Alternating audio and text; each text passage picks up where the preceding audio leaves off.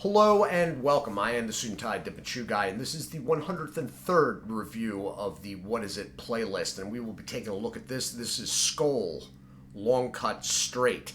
The last time this was reviewed on this playlist was in 2019. So we're going to take it over to the desk, take a closer look at the packaging and the product inside before we bring it back up top and I let you know what I think. This was sourced locally by me. And just for reference, although I'm not quite sure what the date on the back of this is, today's date is the 24th of April 2024. I see this going to YouTube sometime in August. I'm guessing it will be a date before August on the back of the can. I also want to draw your attention to the two links in the description area. That is how this channel is funded. I do thank you for your consideration. Off to the desk we go. Okay, and here we are. It's the standard Skoal layout. Raised boxed rim, and the letters of the word Skoal are raised along with this half circle going around. Everything else is flat to the can. However, there is a slight raise between the warning label and the upper going around to the side. The colors here are sort of a burgundy brown, just for reference. So it is 100% American tobacco. They have the elongated warning label. You have large branding and flavor. You have cut. You have manufacturer's information. This is a product of the U.S. Smokeless Tobacco Company, headquartered out of Nashville, Tennessee. The website is Skoal.com. U.S. Smokeless makes Skoal, Copenhagen, Husky, and Red Seal. It's a standard can at 1.2 ounces. That's 34.02 grams for those overseas. And as with all dip, it is tax class M. And then a barcode. Going around the back, you have a standard guaranteed fresh stamped can in the U.S. Smokeless style, and the sell-by date is July 13th, 2025. So you are probably seeing this, unless you're a Patreon member, in August. Again, today's date is the 24th of April, 2025. And with that, we are into the can. So, got that band really tight. Sort of a papery cut in the same way that Copenhagen is.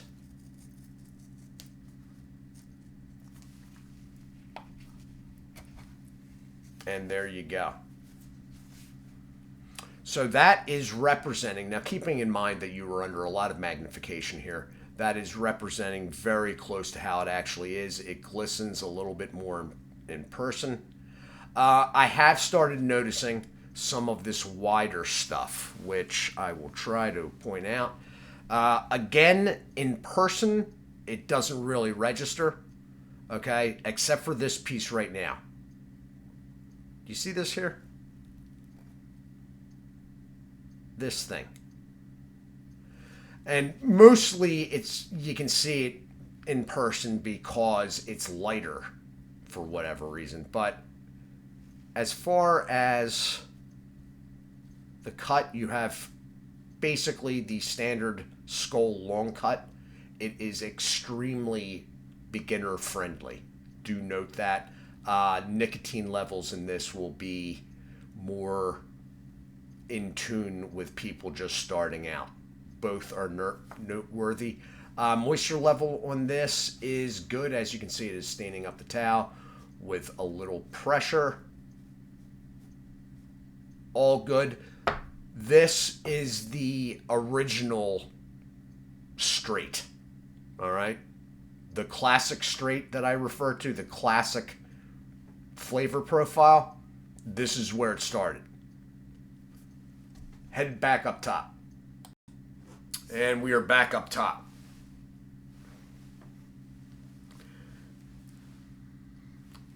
It's the smell that you think of when you think of a straight. Okay, this product is the flavor profile, backdash smell that all other straights are trying to emulate. Okay, with the exception of a couple, Copenhagen straight, Grizzly Dark Select, and Stoker straight. Those have noticeably different flavor profiles, and they were done purposely that way. They stepped away, but everything else, basically all second and third tier products, and some of the other main, like Grizzly straight. This is what they're going for, all right? And I say they're going for this because this product predates the Grizzly straight by a couple decades at least. So here we go. And yeah, it's almost like you got to be careful not to take too much. It pinches really easy.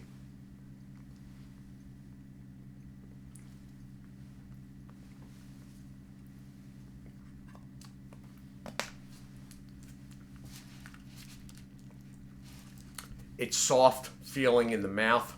There's not going to be many floaters. People that are new, look, unless you can find Stokers, which isn't going to have the distribution that Skoal does. Unless you can find that, Skoal long cuts are probably the easiest product to deal with. There's other products that have long cuts that are fairly easy to deal with, but Skoal is even more so. And it's how the product came about.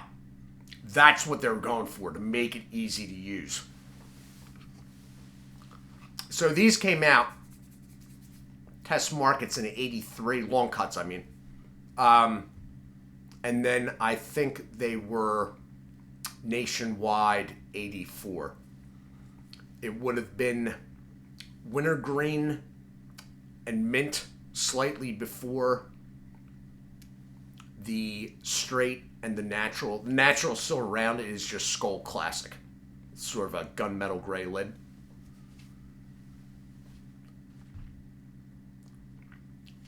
It juices up. The nicotine is not going to be approaching the Grizzly Straight. Now, the regular line Grizzly Straight is going for this, okay? The Dark Select, that's the one that sort of steps away. It juices up. It tastes good. I don't, in the past, gravitate towards this type of straight, but now that I've done so much Copenhagen Dark Select Smoky and tangy Stokers, as of late, I have actually mixed this in, or at least this flavor profile in. Not a lot, maybe a can like every couple months, you know, nothing, but it almost is to a point now where the classic flavor profile is actually something different to me. So for those not familiar with straight, there's a lot of things that could be. People get root beer. People even get a little wintergreen. Part of the reason for that is because wintergreen is part of the root beer flavor in root beer, in the original way it was made anyway. So it's usually comes off to most as sweet with root beer aspects, or sweeter, with not nearly the saltiness of a natural. And this, as I expected, is all good. And I will use the can. It is really, to the best of my knowledge, the original straight. I do not believe there are any